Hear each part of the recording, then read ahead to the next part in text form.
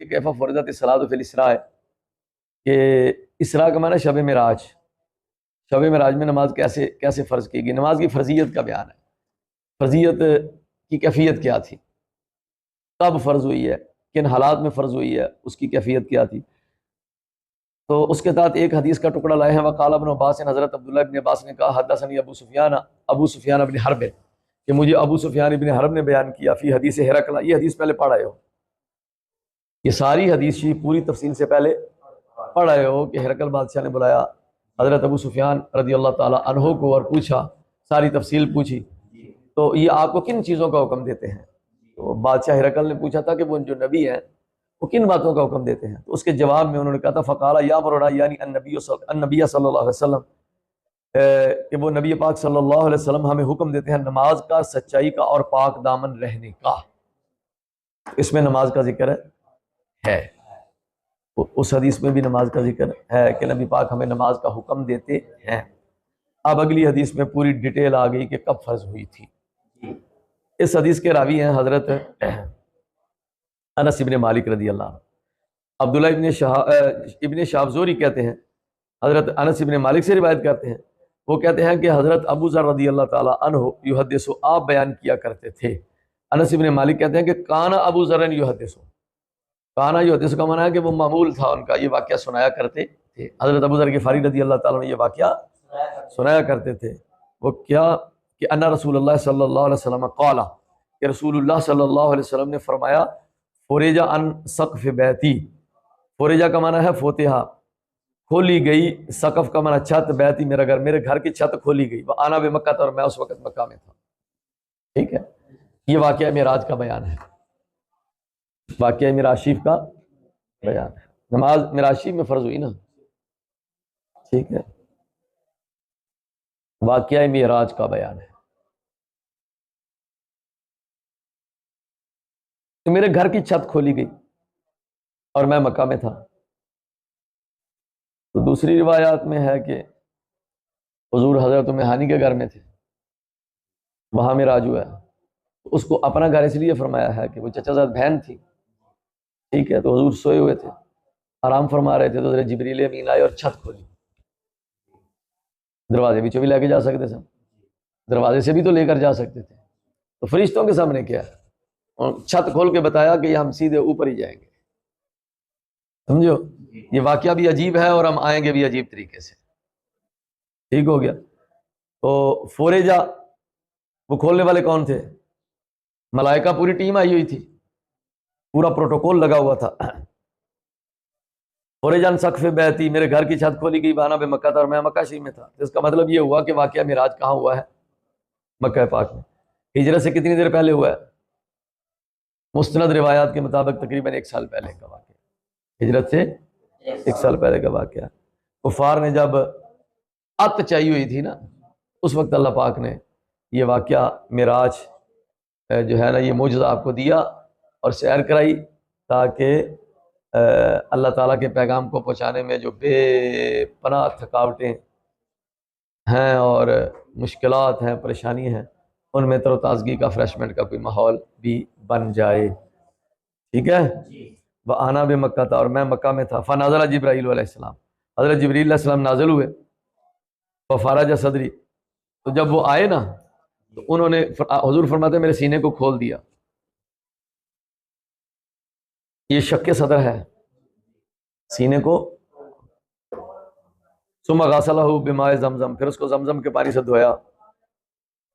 سینے کو کھولنے والا جو واقعہ ہے، تو اس کے اوپر مستشرقین اعتراضات کیا کرتے تھے کہ سینہ کھل جائے، دل باہر نکل جائے، بندہ زندہ نہیں رہ سکتا، لیکن یہ بھی کچھ سالوں سے، 40-50 سالوں سے سائنس نے یہ ثابت کر دیا کہ دل اٹھا کے باہر رکھ دیتے ہیں، بندہ پھر بھی زندہ رہتا ہے، آپریٹ کر کے دل دوبارہ ایڈجسٹ کر کے پھر بند کر دیتے ہیں، بندہ پھر بھی چل پھر رہا ہے۔ تو یہ بات تو ہوئی ختم، یہ اس سے پہلے کی باتیں تھیں، ٹھیک ہے۔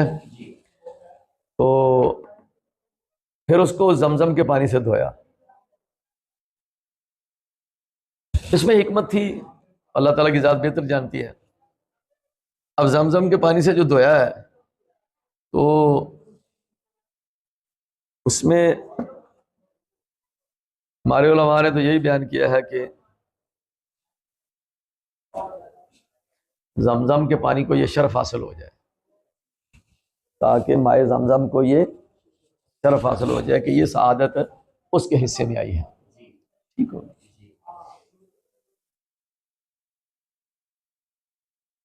ثم جاء بتستن، آپریٹ کیا نا حضرت جبریل علیہ السلام. ثم جاء بتستن، پھر ایک تست لائے. تست کا معنی ہے پرات، تھال، ٹھیک ہے، بڑی پلیٹ یا تشت، اس کو تشت بھی کہتے ہیں.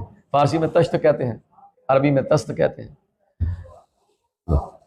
وہ تھا کس چیز کا؟ من ذہب، سونے کا تھا. پھر سونے کا ایک تشت لائے، ممتلئن، جو بھرا ہوا تھا، حکمتن و ایمانن، حکمت اور ایمان سے بھرا ہوا تھا. سونے کا ایک تشت لائے جو حکمت اور ایمان سے. اس پر سوال یہ پیدا ہوتا ہے کہ سونے کا استعمال تو جائز ہی نہیں ہے، ٹھیک ہے، تو اس پر جواب فوری یہ پیدا ہوتا ہے کہ وہ ہمارے لیے جائز نہیں ہے، یہ فرشتے لے کے آئے تھے، ٹھیک ہے، اور وہ ان احکام کے مکلف نہیں ہیں. سونے کا تھال لے کے آئے تھے تو جو حکمت اور ایمان سے بھرا ہوا تھا، ممتلئن حکمتم و ایمانا، جو حکمت اور ایمان سے بھرا ہوا تھا. اللہ اکبر، اللہ اکبر، اللہ. اب وہ اللہ کی یہ قدرت ہے کہ جس انداز کی ذمہ داری ڈالنی ہوتی تھی نا، اس حساب سے مختلف مواقع پر آپریٹ ہوئے. شق صدر کا واقعہ ہوا، حضرت علی مسعودیہ کے پاس بھی ہوا، یہ بھی ہے، اور بھی مقامات ہیں کئی شق صدر کے. تو یہ جو شق صدر ہوا تو اس میں جو بھی چیز اللہ کی طرف سے آتی تھی، بھری جاتی تھی، تو وہ اگلی ذمہ داریوں کو برداشت کرنے کے لیے قوت پیدا کی جاتی. سمجھو بات. تو یہ ایسا ایک سفر شروع ہونے والا تھا کہ جو ابتدائی آفرینش سے لے کر انتہا تک کسی اور کے حصے میں نہیں آنا، تو پھر اس کے لیے تیاری بھی اسی لیول کی ہوئی. سمجھو؟ ہاں جی. حکمت و ایمان سے بھرا ہوا لائے، فافرغ فی صدری، اس کو میرے سینے میں انڈیل دیا. اس کا مطلب یہ ہوا کہ یہ آپریشن بے ہوش کیے بغیر ہوا ہے.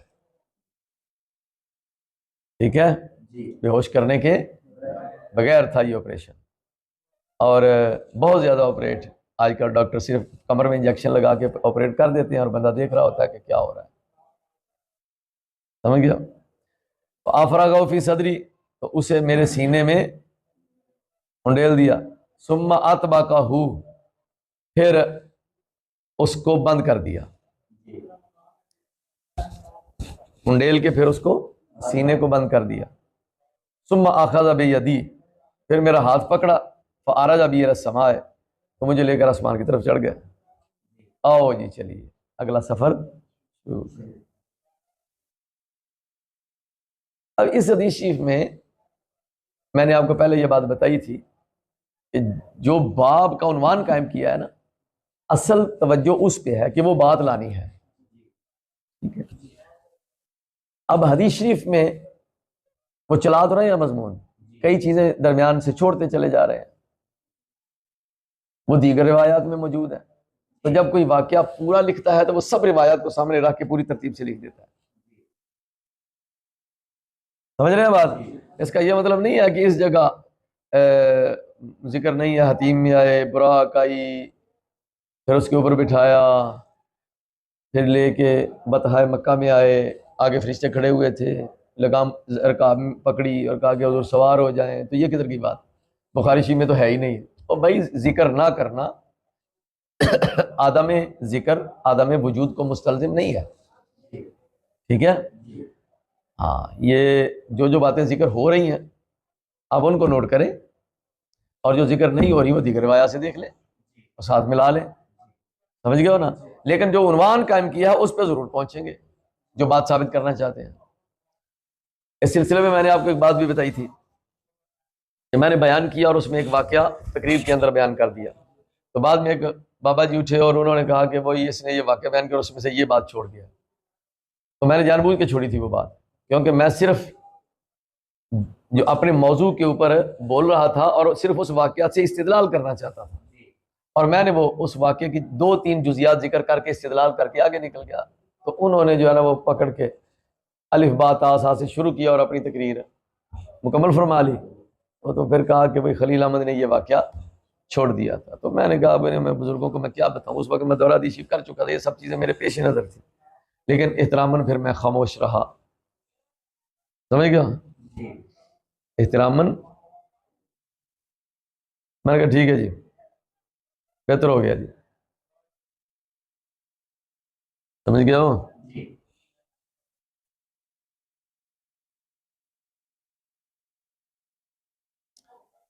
ہر جگہ دلائل سے جواب دینا کوئی ضروری تو نہیں ہوتا، یا ضروری ہوتا ہے؟ ہر کسی کے ساتھ بحث کرنا اور دلائل سے جواب دینا ضروری ہوتا ہے؟ ہاں؟ ہر جگہ ضروری نہیں ہوتا۔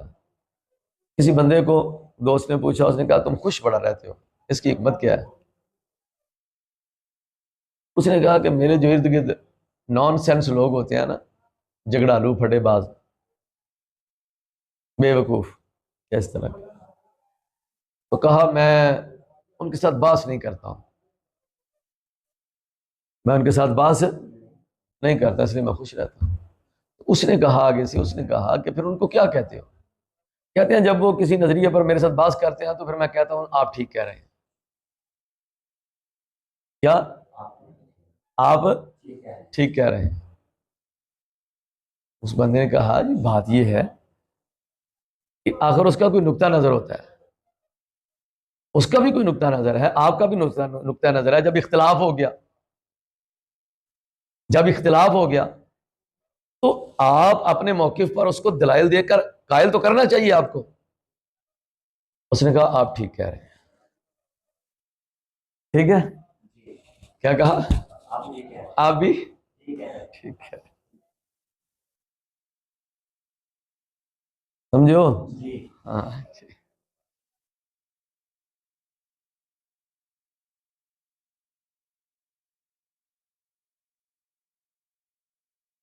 تو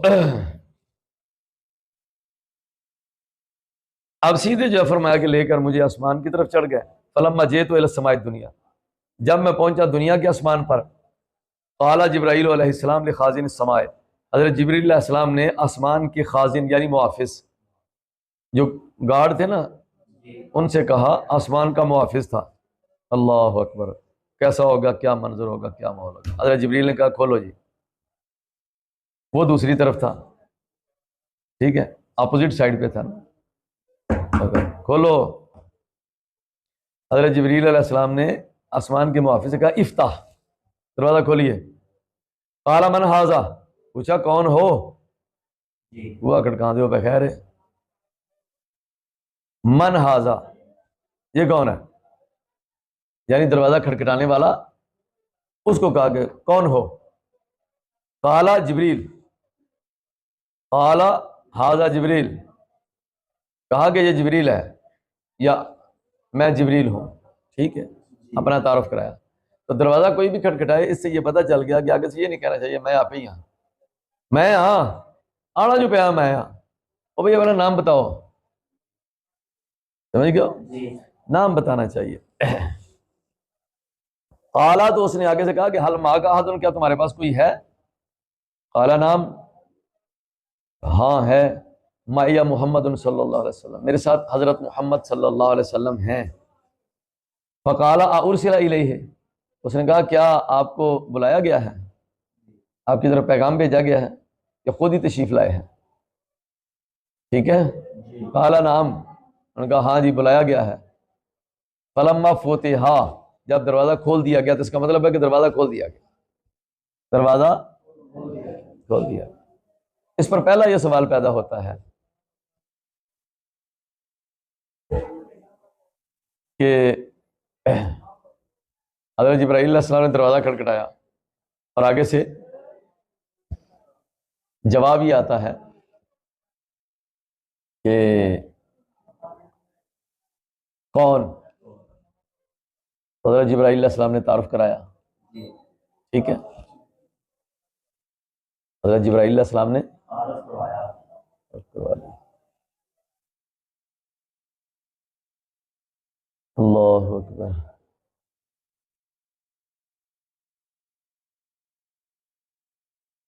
تو حضرت جبرائیل علیہ السلام تو روز آتے جاتے تھے،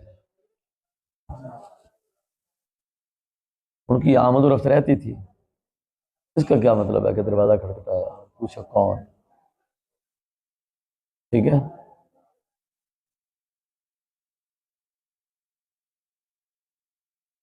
اور پھر سوال جواب ہو رہے ہیں، تمہارے ساتھ کوئی ہے؟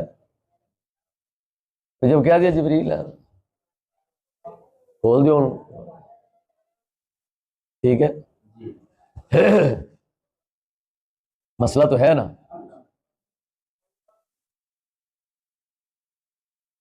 حضرت جبرائیل علیہ السلام دروازہ کھٹکھٹا رہے ہیں، اور آگے سے پوچھنے والا پوچھ رہا ہے کہ کون؟ وہ کہتے ہیں کہ میں جبریل ہوں۔ تو اب کھول دو دروازہ، نہیں کھل رہا۔ پھر آگے سے پوچھا جا رہا ہے کہ تمہارے ساتھ کوئی ہے؟ انہوں نے کہا ہے محمد صلی اللہ علیہ وسلم۔ اچھا چلو اب بتا دیا ہے تو پھر بھی کھول دو۔ پھر وہ پوچھتا ہے فرشتہ کہ ان کی طرف پیغام بھیجا گیا ہے، ان کو بلایا گیا؟ ان کا ہاں جی بلایا گیا ہے۔ ان کا اللہ جی بسم اللہ، گیٹ کھول دیتا، آ جاؤ جی۔ اس سے یہ پتہ چلتا ہے کہ جس راستے سے حضرت جبریل ڈیلی آتے جاتے تھے یہ وہ راستہ نہیں تھا، سمجھو؟ لگتا تو ایسے ہی یہ وہ راستہ نہیں تھا، یہ خاص اسپیشل گیٹ تیار کر کے اوپر فرشتہ بٹھا دیا گیا تھا کہ یہ ایک ہی دن کھلے گا، اور اس وقت کھلے گا جب میرے محبوب آئیں گے اور ان کو یہاں پروٹوکول کے ساتھ بلایا جائے گا، تب کھلنا ہے۔ تو اس کے پاس چونکہ یہ ڈیٹیل تھی تو اس نے اپنی ڈیٹیل کے مطابق ویریفیکیشن تو کرنی تھی کہ میں نے تو اس وقت کھولنا ہے کہ جب حضرت محمد صلی اللہ علیہ وسلم تشریف لائیں گے اور ان کو باقاعدہ آسمانوں پہ بلایا جائے گا، اس وقت یہ گیٹ کھلے گا۔ ساری اس نے ویریفیکیشن کر لی، تسلی کر لی، تصدیق ہو گئی تو اس نے کہا کھولتا، آؤ جی، سمجھ گیا ہو؟ ہاں جی۔ فلما فتح، جب دروازہ کھولا گیا، الونا سماعت دنیا، تو ہم آسمان دنیا پر چڑھ گئے۔ الونا ہم بلند ہوئے، الا علو ہے نا، الونا ہم بلند ہو گئے آسمان دنیا تک۔ فیضا رجل قائد، وہاں ایک ہستی شخصیت بیٹھی ہوئی تھی، الا یمین ہی اسودہ، ان کے دائیں طرف بھی اسودہ تھے، اسودہ اشخاص، ٹھیک ہے، کچھ لوگ تھے، وعلی یساری، اور بائیں طرف بھی کچھ لوگ تھے۔ اذا ناظر قبل یمین ہی، جب وہ اپنی دائیں جانب دیکھتے، ضاحکا تو ہنس پڑتے، خوش ہوتے، سجے پاسے دیکھتے تو خوش ہوتے۔ وَإِذَا نَظَرَ قِبَلَ شِمَالِهِ، اور جب اپنی بائیں جانب دیکھتے بکا تو رونا شروع کر دیتے۔ فقال، تو اس شخص نے کہا، مرحبا بالنبی صالح والابن صالح، صالح نبی اور صالح بیٹے کو خوش آمدید، حضور کو خوش آمدید کہا، استقبال کیا۔ قلت لجبرائیل من ھذا، میں نے جبریل سے پوچھا یہ بزرگ کون ہے؟ قال ھذا آدم، یہ حضرت آدم علیہ السلام ہے۔ ان کا یہ حضرت آدم علیہ السلام ہے۔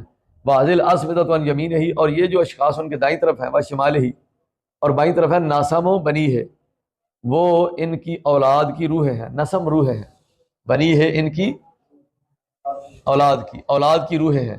فاہل الیمین منہم اہل الجنت، اور جو دائیں طرف والے ہیں وہ جنتی ہیں، ان میں سے دائیں طرف والے جنتی ہیں، والاسودۃ التی عن شمالہ، اور وہ روحیں جو بائیں طرف ہیں وہ اہل النار، وہ دوزخی ہیں۔ فَإِذَا نَظَرَ عَنْ يَمِينِهِ، جب دائیں طرف دیکھتے ہیں ضاحکا تو ہنس پڑتے ہیں۔ وَإِذَا نَظَرَ قِبَلَ شِمَالِهِ، اور جب بائیں طرف دیکھتے ہیں تو بکا تو رونا شروع کر دیتے ہیں۔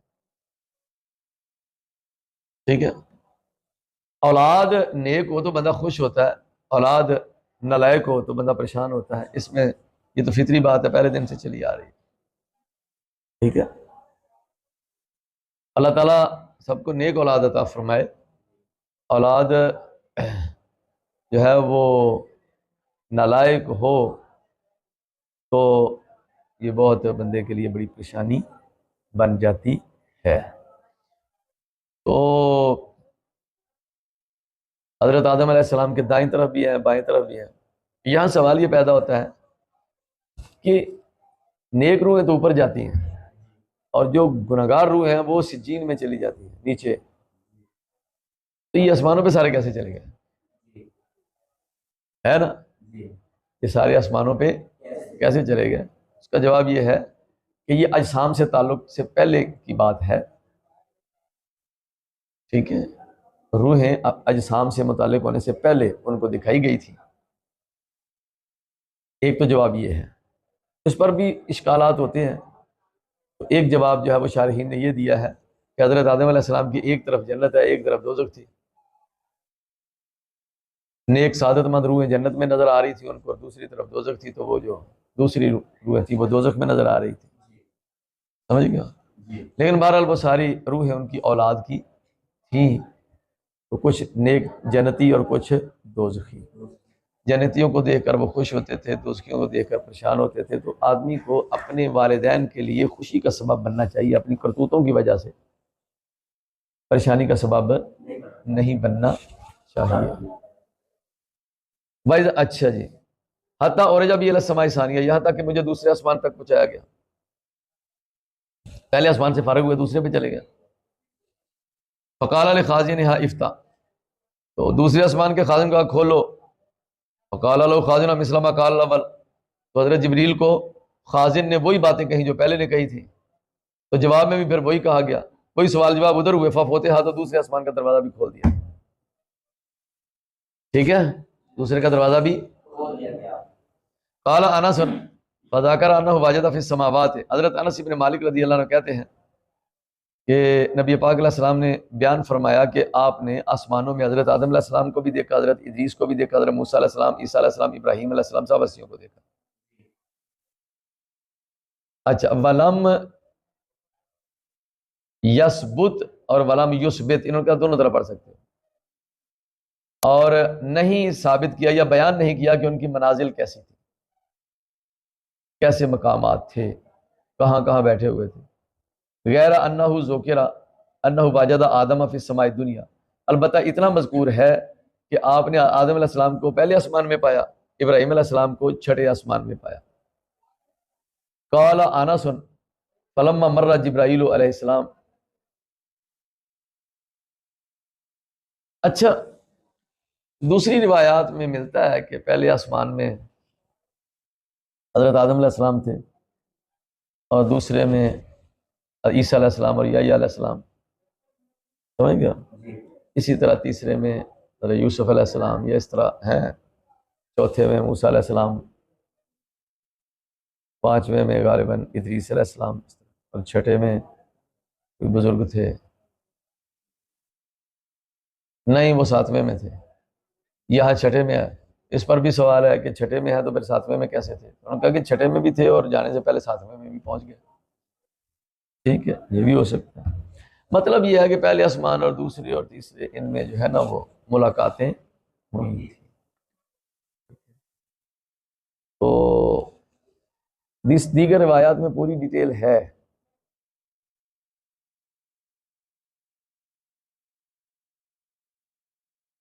حضرت انس کہتے ہیں کہ فلما مرہ جبرائیل علیہ السلام بن نبی صلی اللہ علیہ وسلم، جب جبریل علیہ السلام نبی پاک علیہ السلام کو ساتھ لے کر گزرے ادریس علیہ السلام کے پاس سے، انہوں نے کہا کہ مرحبا بن نبی صالح والا خصال، کہ نیک یا صالح نبی اور صالح بھائی کو مبارک ہو۔ فقلت من ھذا، میں نے کہا یہ بزرگ کون ہے؟ قال ھذا ادریس، انہوں نے کہا کہ یہ ادریس علیہ السلام ہے۔ ثم مررت بموسیٰ، پھر میرا موسیٰ علیہ السلام کے پاس ذکر ہوا۔ فقال مرحبا بن نبی صالح والا خصال، انہوں نے کہا کہ نبی صالح اور بھائی صالح کو مبارک ہو۔ میں نے پوچھا یہ کون ہے؟ انہوں نے کہا کہ یہ موسیٰ علیہ السلام۔ پھر میرا عیسیٰ علیہ السلام کے پاس سے گزر ہوا، انہوں نے کہا کہ مرحبا بن نبی صالح والا خصال، صالح نبی اور صالح بھائی کو مبارک ہو۔ میں نے کہا یہ کون ہے؟ تو انہوں نے کہا یہ عیسیٰ علیہ السلام ہے۔ یہ سوال جواب، اس پر نقطہ پٹن والے نے پٹ کے مارے ہونے کیا ویلو سرکار کو پتہ ہی کوئی نہیں تھی گا۔ اب سمجھ گیا؟ ایسے نقطہ شناس اور نقطہ دان بیٹھے ہوئے ہیں، کہتے ہیں کہ یہ بار بار سوال ہو رہا ہے، اس کا مطلب ہے پتہ ہی نہیں تھا یہ کون ہے، ٹھیک ہے۔ حالانکہ حضور خود فرما رہے ہیں کہ میرا بیت المقدس سے جا رہا تھا تو راستے موسیٰ علیہ السلام کو دیکھا، قبر میں نماز پڑھ رہے تھے، تو اسے آسمان سے جا کے کیوں نہیں پتہ لگ گیا؟ اب اس شاک سے پوچھو جو بخاری پڑھتے ہیں تو وہ کہیں گے کہ سوال کرنا عدم علم کی دلیل نہیں ہوتا، سیکرٹری کا کام ہی کیا ہوتا ہے ساتھ، ہاں بھائی یہ کون ہے دسو، وہ بتاتے رہے جی جی یہ ہے یہ ہے یہ، تاکہ پتہ چلے کہ آقا آقا ہے، غلام غلام ہے. ٹھیک ہے.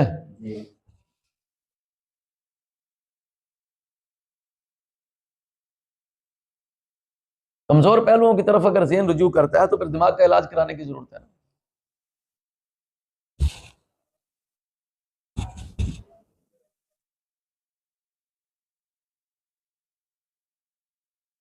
اب جناب انہوں نے کہا یہ عیسیٰ علیہ السلام ہے. ثم مررت بابراہیم، پھر حضرت ابراہیم علیہ السلام کے پاس سے میرا گزرو. فقال، انہوں نے کہا کہ خوش آمدید نبی صالح اور صالح بیٹے کو. میں نے پوچھا یہ کون ہے؟ کہا یہ حضرت ابراہیم علیہ السلام ہے. بات مکمل. اب ابن شہاب جو ہیں انہوں نے آگے اساتذہ سے سند بدل دی. یہ کہتے ہیں کہ اخبارنی ابن حزم، مجھے ابن حزم نے خبر دی. پیچھے ابن شہاب کے استاد انس ابن مالک ہیں، یہاں سے کہتے ہیں کہ مجھے ابن حزم نے خبر دی کہ حضرت عبداللہ ابن عباس اور ابو حبان انصاری جو ہیں یہ دونوں یوں بیان کیا کرتے تھے کہ نبی پاک علیہ السلام نے فرمایا کہ ثم عرج بی، پھر مجھے جو ہے نا وہ بلندی پہ لے جایا گیا، یہاں تک کہ حتی ظہرت لمستوی، یہاں تک کہ میں مقام استوا جو ہے اس تک پہنچ گیا. ظہر تو اس پہ فائز ہو گیا، مقام استوا تک پہنچ گیا. اسمع فی صریف الاکلام، میں آوازیں سن رہا تھا کلموں کے چلنے کی. لکھائیاں ہو رہی ہیں تھے دڑا دڑ کلمہ چل رہی ہیں، سمجھ رہے ہو؟ یہاں اور وہاں سارا سسٹم کیسے ایڈجسٹمنٹ ہے، کلمے چل رہی ہیں، جو تدبیر جو امور ان کو سونپے جا رہے ہیں وہ لکھے جا رہے ہیں. ٹھیک ہے. تو فرمایا کہ میں وہاں کلموں کے چلنے کی آواز سنتا تھا. ابن حزم اور انس ابن مالک نے کہا کہ نبی پاک صلی اللہ علیہ وسلم نے فرمایا ففرض اللہ عز وجل علی امتی 50، اللہ تعالیٰ نے میری امت پر 50 نمازیں فرض کر دی.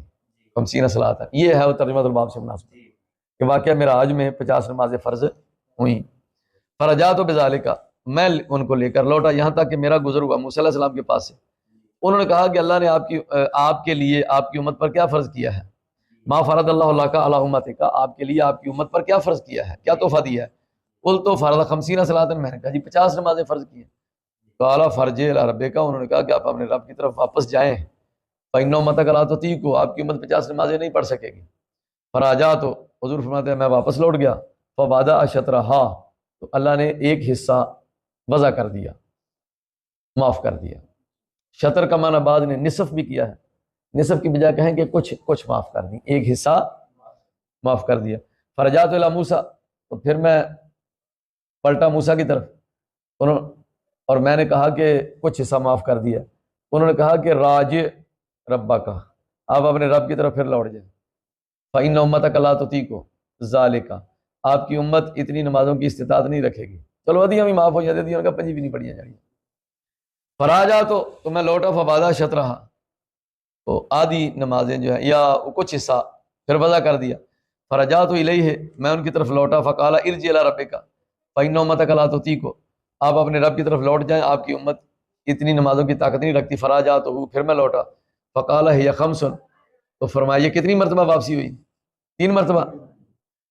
فقال ہی خمس، فرمایا یہ 5 ہیں، و خمسون، اور یہ 50 ہے. اس کا کیا مطلب ہے؟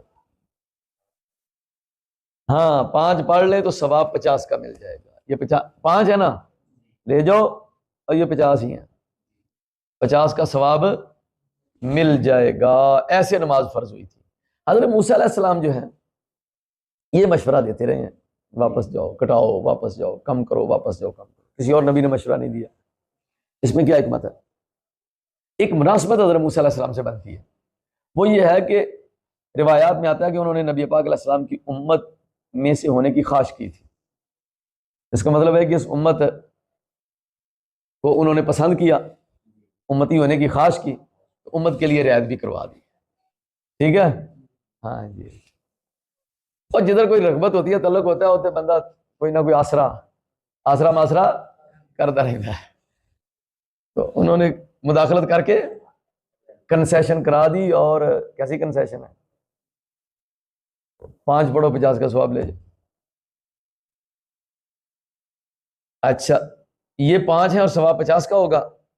آگے فرمایا لا یبدل القول لدیّ، بات میری بات تبدیل نہیں کی جاتی، یعنی اب یہ بات فائنل ہو گئی ہے، 5 والی بات فائنل ہو گئی تھی نا۔ فرجعت الی موسیٰ، فرماتے میں موسیٰ کے پاس آیا تو فقال راج ربک، ایک باری اور جاؤ، لیکن ادھر سے تو بات فائنل ہو چکی تھی، لا یبدل القول لدی، سمجھ گئے ہو؟ فقل تو میں نے کہا استحییت من ربی، مجھے اپنے رب سے اب حیا آتی ہے کہ 50 دیاں 5 رہ گئی نے تے ہون انہیں جو کہ بھی نہ ہوئے امتی دے بنیا کی پھر، سمجھ گیا؟ استحییت من ربی، مجھے اپنے رب سے حیا آتی ہے، ثم انطلق بی، پھر مجھے لے جایا گیا، حتی انتہی بی الی سدرۃ المنتہی، پھر مجھے سدرۃ المنتہی تک پہنچا دیا گیا، وغشیہا الوان، اور اس کو ڈھانپ رکھا تھا رنگوں نے، الوان لون کی جمع ہے، لون کلر کو کہتے ہیں، لا ادری ما ہے، میں نہیں جانتا وہ کیا تھے، میں نہیں جانتا وہ، اسے رنگوں نے ڈھانپ رکھا تھا، میں نہیں جانتا وہ کیا تھے، ٹھیک ہے؟ ایندے وچوں نقطہ پٹن والے انہوں نے مادری، حضور نے خود فرمایا، میں نے کہا پتہ ہی کوئی نہیں، اسی کہا دیو علم غیب ہے، سمجھ گیا؟ سمجھے ہو؟ تو اللہ کی پناہ مانگنی چاہیے ایسی فکر اور ایسی گھٹیا سوچ سے جو بات پر غور نہیں کرتی اور نقائص کی تلاش میں رہتی ہے، حالانکہ یہی پھول خار سے دور ہے، یہی شمع ہے کہ دھواں نہیں، وہ کمال حسن حضور ہے کہ گمان نقص جہاں نہیں، ٹھیک ہے؟ نقص کا گمان بھی نہیں ہے، نقص ہونا تو بڑی دور کی بات ہے، نقص کا وہم اور گمان بھی نہیں ہے، لا ادری ما ادری، لا ادری ما ہے، میں نہیں جانتا وہ کتنے تھے۔ اچھا یہ محاورتاً بھی ایسے بولا جاتا ہے، سمجھ آئی نا؟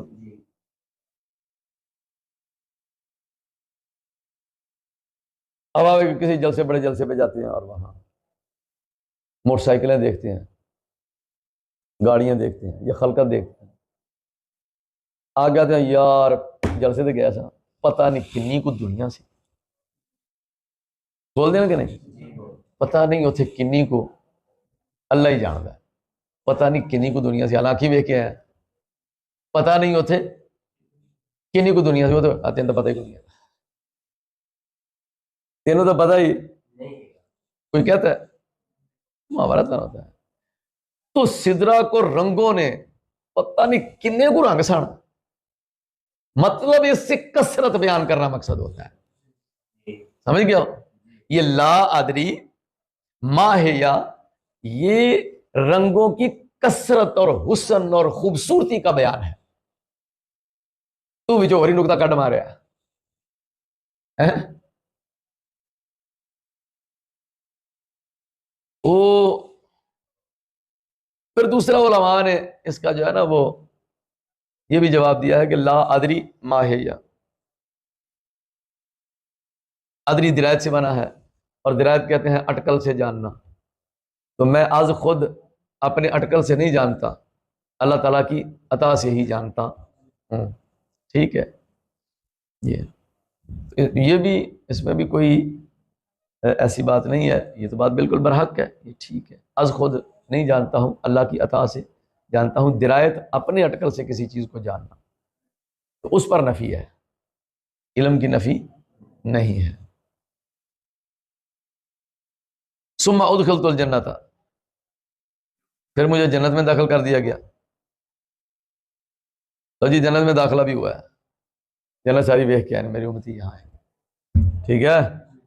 پھر مجھے جنت میں داخل کر دیا گیا، فائزہ فیہا حبائل اللؤلؤ، وہاں لولو کی موتیوں کی لڑیاں لٹکی ہوئی تھی، اور جو جنت کی مٹی تھی وترابها المسک، اور اس کی مٹی جنت کی مٹی کستوری تھی، سن رہا جی موتیوں کی لڑیاں لڑکی ہوئی تھی، اینی کو کستوری ہوئے تھے سونے دے پا ویکھ دی، وہ پوری دی پوری جنت کی کستوری، ٹھیک ہے؟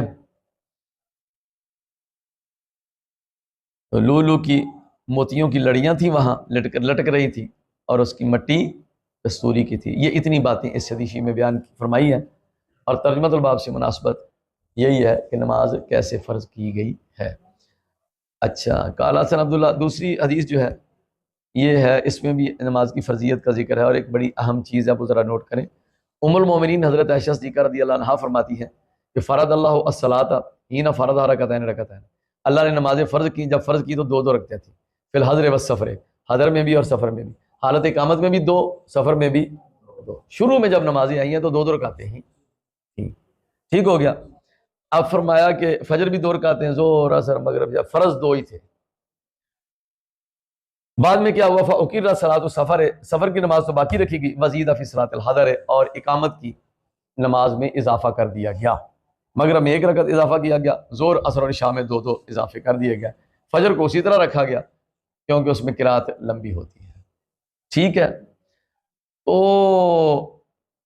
اس سے یہ پتا چلا کہ جب نماز فرض ہوئی ہے، حالت ایک سفر کی اور حالت اقامت کی، وہ دو دو رکعت تھی، سفر کی اسی طرح رکھی گئی، حضر والی میں اضافہ کر دیا گیا، تو اب حالت اقامت میں ہے آپ اضافے کے ساتھ پڑھیں گے، یہ بھی فرض، اور سفر میں ہے تو آپ سفر والی پڑھیں گے، وہ اپنی جگہ فرض۔ سمجھ گیا ہو؟ اس میں یہ کہنا کہ چلو دو پڑھیں گے، چار ہی پڑھ لی ہے نا، کوئی گل نہیں، تو چار فرض ہی نہیں ہے تجھ پر۔ یہاں تم زور کی نماز 8 پڑھ لیتے ہو اور 8 پڑھ کے کہو گے یار جو 4 فرض نے میں 8 پڑھ لیا نا، تینوں کی طرح 4 تو آ گئی ہیں، ایسے نہیں ہو سکتا۔ یہاں 4 فرض ہیں، وہاں 2 فرض ہیں۔ ٹھیک ہے، تو جب آپ حالت سفر میں ہیں تو پھر سفر والی ہی پڑھیں گے، اور آپ حالت اقامت میں ہیں تو اقامت والی ہی پڑھیں گے۔ یہ بات پیش نظر رہے، اس میں علماء کا اختلاف ہے، دلائل اپنے اپنے ہیں، لیکن علماء احناف کا نقطہ نظر یہی ہے کہ حالت سفر میں سفر والی ہی پڑھنا واجب ہے۔ ٹھیک ہے، مولا صلی وسلم دائما ابدا علی حبیبک خیر الخلق کلهم۔